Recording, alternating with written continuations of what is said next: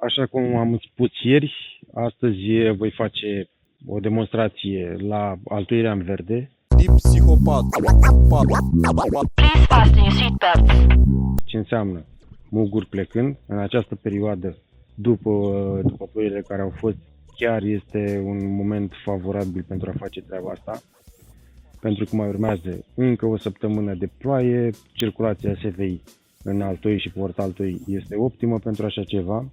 Și apropo de altoirea în verde, am primit anumite întrebări la clipurile precedente de anul trecut când am făcut aceste demonstrații, pentru că nu de fiecare dată filmez.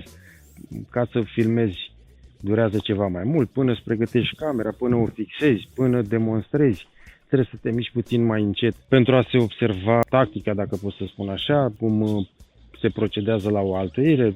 Chestia asta se face ceva mai lent pentru a putea fi memorată de către voi, cei care doriți să faceți treaba asta. Altoirea nu este o treabă complicată, doar trebuie să urmărești anumiți pași, mișcarea trebuie să fie destul de rapidă pentru a nu apuca să se oxideze, mai ales dacă bate vântul sau dacă este foarte cald afară. Am primit critici că de ce altoiesc la ora 1, pentru că la ora 1 am acest timp ca să pot să fac o demonstrație. Asta nu înseamnă că voi trebuie să respectați ora la care fac eu altoirea. Într-adevăr, se face dimineața sau seara, atunci când soarele nu arde chiar atât de tare, nu este foarte cald. Se face seara pentru că și stomatele se deschid în momentul. Și atunci atrage și circulația SV este alta. Fac treaba asta și n-am acoperit până acum acei muguri pentru că deja protejasem altoiul și Port Altoiul cumva. Mai folosesc bandă de parafilm atunci când vreau să-mi iasă 100%, folosesc acea bandă de parafilm.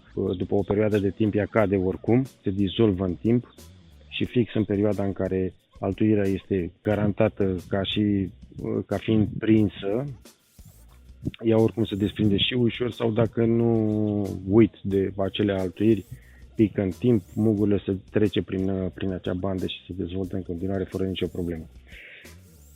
Ca și idee generală, altoirile se fac seara sau dimineața.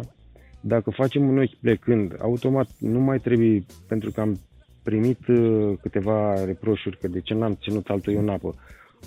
Pentru ce aș putea să țin eu altoiul în apă atâta timp cât în 2 minute, după ce l-am tăiat, îl și altoiesc, sau nu chiar 2 minute, poate să stea așa și o jumătate de oră fără nicio problemă, atâta timp cât este protejat, cât nu stă în soare, dacă stă la umbră sau...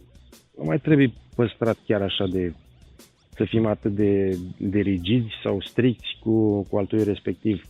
L-am cules acum din pom, într-o jumătate de oră el este altoit, după ce am tăiat pețiolul, nu mai are cum să se deshidrateze așa de tare. Ca și idee generală, altoirile indiferent de cum sunt ele, în cele de toamnă nu prea e cazul să facem seara sau dimineața, că oricum temperaturile scad în perioada respectivă. Și pomii în general intră în repaus vegetativ. Dar dacă facem vara, când e cald afară, automat deshidratarea e mult mai puternică și posibilitatea de a oxida partenerii este mai mare. De fapt, ăsta este criteriul. Facem altoiri în momentul oportun în care nu oxidează cei doi parteneri, în momentul în care noi facem acele crestături. E 1,5. Probabil o să fac altoirea asta în jur de 2. La umbra pomilor nu este o problemă. Vedeți și ce tehnici care se folosesc sau tipuri de altoiri. Poți să vedeți și tipurile de altoiri. Eu prefer să fac ochi plecând în chip sau în T sau metoda Z. Metoda Z e ceva mai complicată. Dacă vreți să faceți altoire și să aveți garanția de 90% ca prindere, plecați un an de zile, faceți ochi plecând, indiferent că este el cep sau T. După ce vă avansați, după ce mai căpătați ceva tehnică, puteți să încercați și metoda Z. Așadar, să dăm drumul la treabă. Pentru altoiri avem nevoie de acea bandă de parafilm de care vorbeam ceva mai devreme. Asta odată. nu aveți, nu e nicio problemă, se poate altui și fără, dar o să fac și cu parafilm și fără parafilm pentru a se vedea diferența. De ce folosesc parafilm? Și folosesc de fapt foarte rar. E pentru că atunci când altuiesc la altcineva, la o cunoștință, la un prieten, nu mai trebuie să ajung acolo ca să dau banda jos. La asta ne ajută treaba asta. După cum v-am explicat mai devreme, ea în timp se degradează, ca pică singură, fără nicio problemă. Ce este important, la altoirea în verde, se poate folosi această bandă din nylon, chiar flexibilă, este cumpărată din Dedeman, nu știu, destul de ieftină, nu știu, are o grămadă de kilometri aici, ca și grosime. Și mai folosesc rar, în metoda Z, mai folosesc și bande de-astea de izolație, ca să strâng mai bine zeu, ca și ustensile foarfecă, cuțit de altoit, briceag.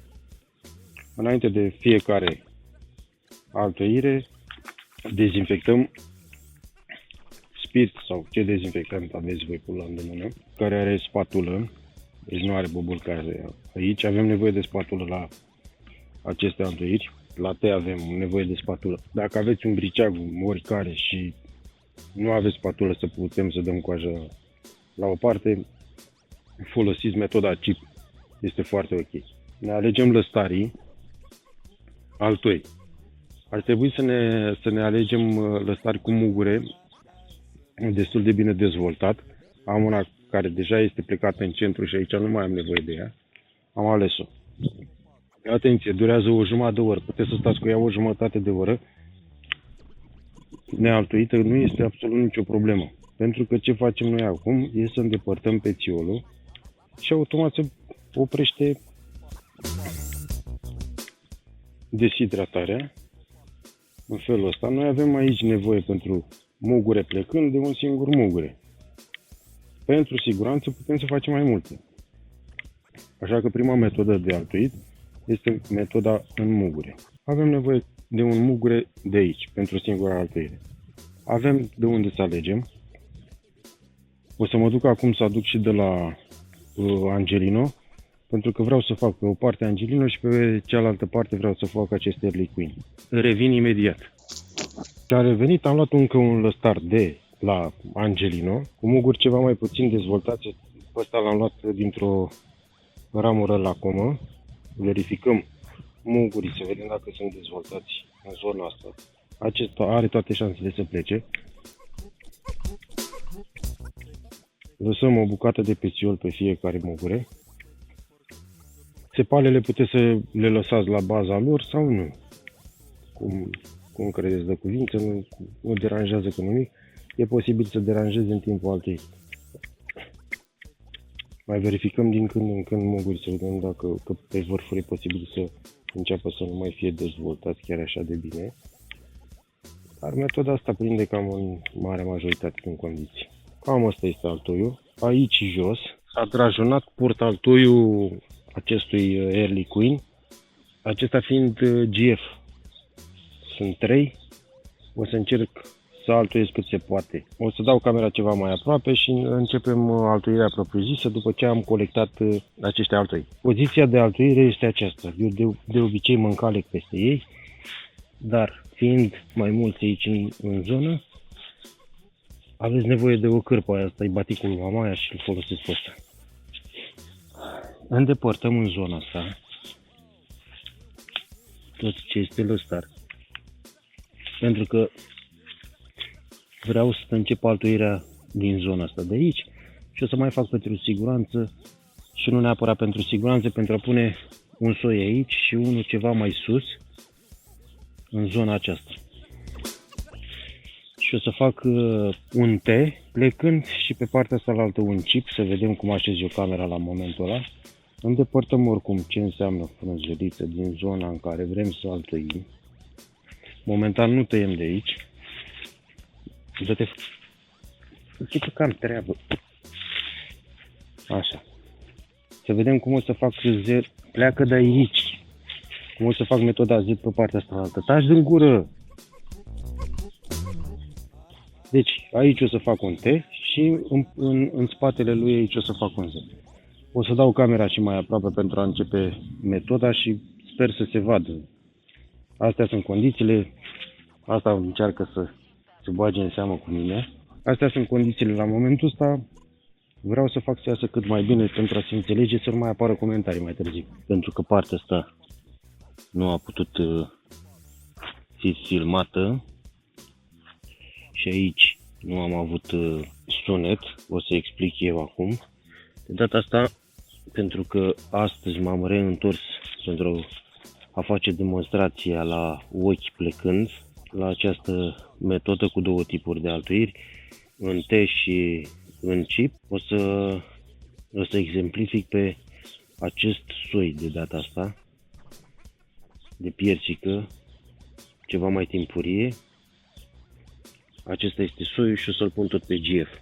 Deci, în primă fază facem ciupirea pentru intrarea ochiului. De data asta încep cu ochi. Am decupat coaja și acum scot un scutișor asemănător în oglindă, asemănător cu ce am făcut aici. Fix același lucru o să fac. Deci, acesta este chip, da? Facem așa. Luăm măsura. Putem să tăiem tot paralel cu altoiul, dar mai luăm încă o dată măsura, pentru că eu ochiometric știu să o fac. Am făcut tăietura aici și practic de aici ar trebui să încep să scot acest mugure de aici. Tot pe lângă coajă, aici o să trag puțin de lemn și când ies afară, l-am scos. Nu se pune mâna în zona asta, pentru că atunci oxidează mai repede.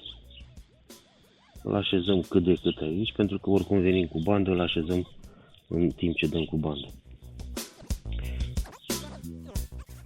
L-am așezat în poziția asta, deci vedeți că e ca o sfoară. Dacă ca o sfoară l-așezăm așa, pe care mai dăm încă o sfoară. Nu începem încă să strângem cu putere. Mai dăm, acum s-a desfăcut banda asta, încercăm să-l așezăm în cazul în care mai e nevoie. Aici la mine nu mai e. Acum nu mai e. Dar mai am și o nevoie de câteodată de o așezare. Acum s-a nimerit să fie bine.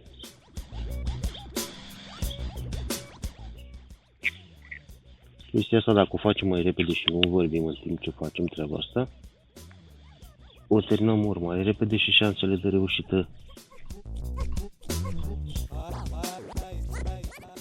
dăm cu bandă cam pe peste tot, în așa fel încât să nu intre aer acolo, să rămână ca un vid.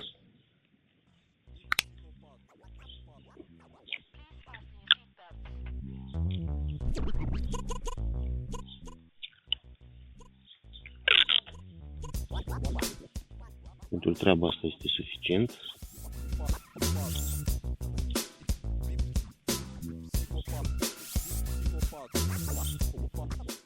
Cam asta a fost. Cu chipul. Acum mergem în T. O să facă decât lateral, în așa fel încât să se vadă la cameră. Se secționează scoarța până aproape de lemn. Se taie longitudinal. Spatula de data asta o folosim pentru a îndepărta puțin scoarța.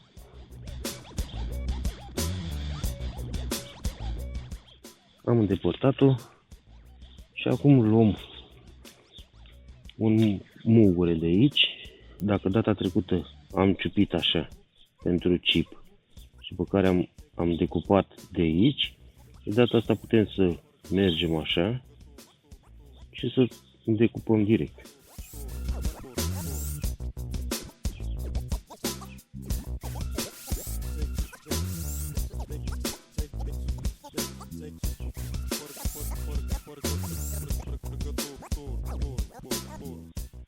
Putem să facem absolut cum ne dorim noi, cum credem că este mai bine.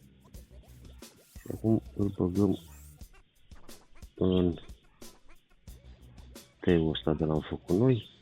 A intrat perfect, margine pe margine. Vedeți un surplus aici, e simplu. Ori ne mai ducem cu briceagul aici în jos distanța asta, ori dacă nu, o tăiem pur și simplu. Vedeți că am luat și o puțină bucată de lemn din el. Cam asta este metoda altoirii în ochi plecând. Aceeași metodă se face și toamna, respectiv august-septembrie, doar că am explicat în toate clipurile mele, metoda e aceeași, doar că în momentul în care pețiolul începe să cadă, când a căzut pețiolul, toamna se lasă așa până primăvara, când încep să se umfle mugurii apical din vârf, că ăștia pleacă primii. În momentul în care s-au umflat aceea, se vine cu o tăietură. Aici, când facem un verde în ochi plecând, în momentul în care a căzut scutișorul, am tăiat direct cu 1 centimetru deasupra lui, pentru a-l lăsa pe acesta să plece în vegetație, și în momentul în care el face undeva la 15 cm starul respectiv, se ciupește o dată pentru a-l grăbi să lemnifice partea rămasă și a forma alți muguri de creștere pentru anul următor. De asta el e bine să plece să intre în iarnă cu lăstarul lemnificat. E posibil să vă prindă și să nu mai plece următorul an din cauza asta, pentru că nu s-a lemnificat și n-are cum să păstreze seva în el. Seva respectivă degeră. Dacă avem o toamnă mai lungă, e mai bine.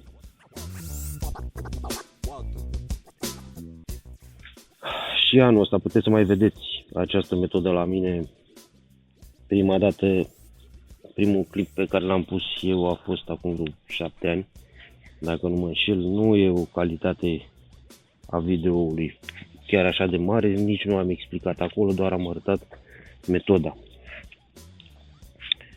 Această metodă în Z o să vă explic în timp ce mă uit pe clipul de ieri. După cum vedeți în banda asta de parafilm, cu o compoziție ridicată de parafină, de asta și ea se dizolvă în timp. Aici, în momentul în care a căzut pețiolul, nu prea mai am nicio treabă decât să dau banda asta jos. De aici, folia. Pe astea puteți să le tăiați. Eu nu le tai, că nu mă deranjează cu nimic, oricum îl dau jos. Și îmi vine mai ușor când tai cu briceagul de aici, îl decupezi ușor. Sau fac o tăietură prin spatele mugurelui și pică singur. Bun, și acum să vă explic cum să face și metoda Z. Așadar, dau peste acest clip și mi-am adus aminte că de fapt am șters clipul, dar o să fac în așa fel încât mai fac încă o dată la rece realizarea acestei altuiri. Se taie în ștreh într-o parte, ca să zic așa, cu briceagul sau cu farfeca. Bun. Se decupează puțin până când se ajunge la lemn pe portaltoi, apoi se începe o pătrundere paralelă, doar între coajă și lemnul propriu-zis, acolo unde se formează cambiul. În momentul în care se recomandă de obicei să fie între 3 și 5 cm, este suficient. S-a format această pușă, aceeași copie se face și pe altoi.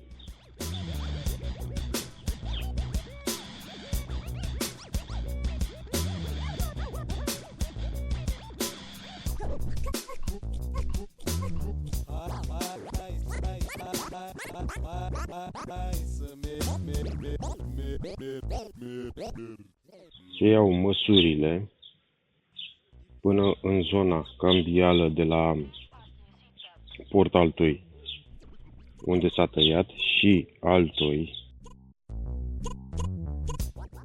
după care se poate da la o parte altoiul, se pătrunde cu briceagul, în așa fel încât să nu deranjăm prea tare acești parteneri și pentru a nu oxida în același timp. Bun, se așează apoi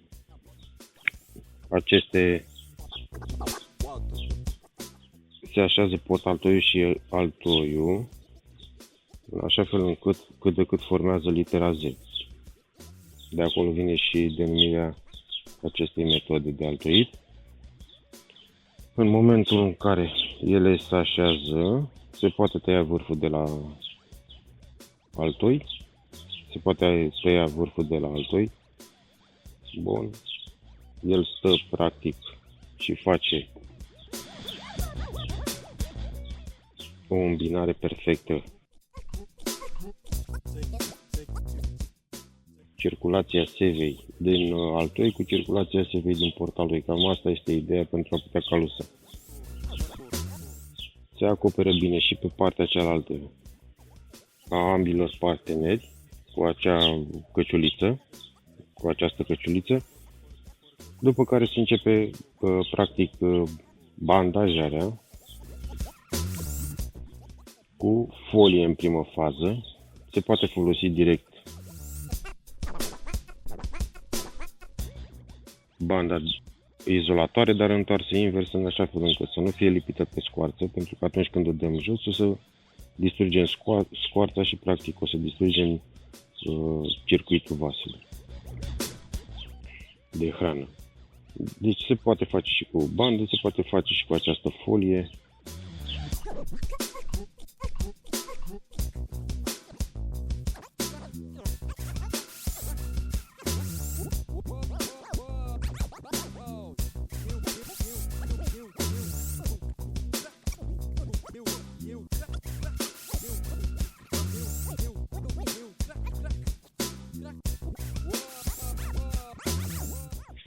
Simplu. La final se poate da cu bandă izolier, cu lipiciu pe bandă, pe folie, pentru că oricum o dăm jos și nu mai afectează scoarța, pentru că folia din nylon nu degradează scoarța. Aici se folosește, sau cel puțin eu folosesc de câțiva ani, dar nu prea fac metoda asta. Se folosește banda asta de parafin. Această bandă de unde vine și numele de la parafină, concentrație de parafină și concentrație mai mare de parafină și alți compuși care o fac pe ea să se degradeze și să rămână tare în același timp. Se degradează în timp. Nu mai e nevoie să mai scot cu briceagul, pentru că nu mai are rost. Mugurele pătrunde și chiar dacă rămâne pețiolul prins în bandă, în capătul altoiului mă ajută ca să nu mai folosesc mastic. Și pe muguri și pe lăstar mă ajută să nu se deshidrateze chiar atât de tare. Ea rezistă undeva la 21 de zile, 100% rezistă 21 de zile.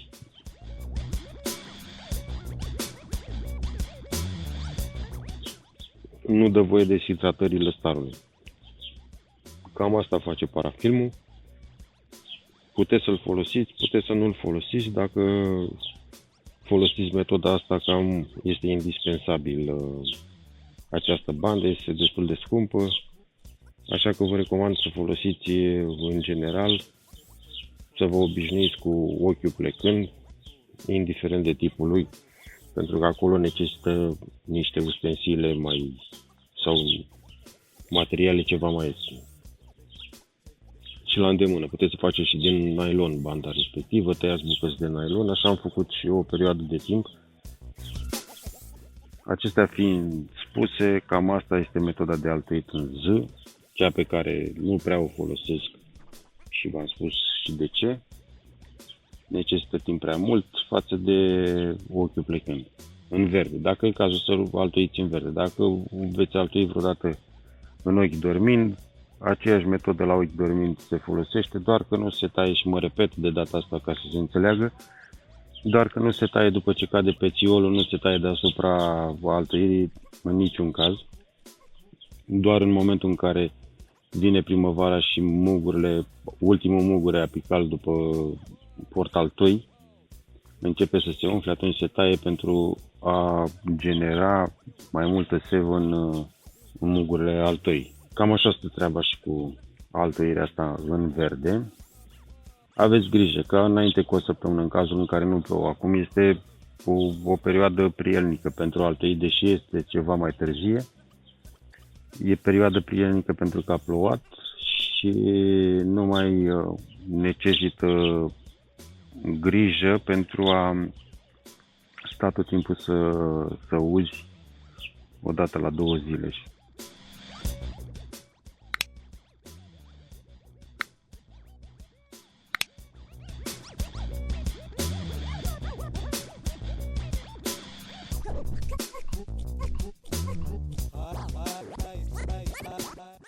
Numai bine!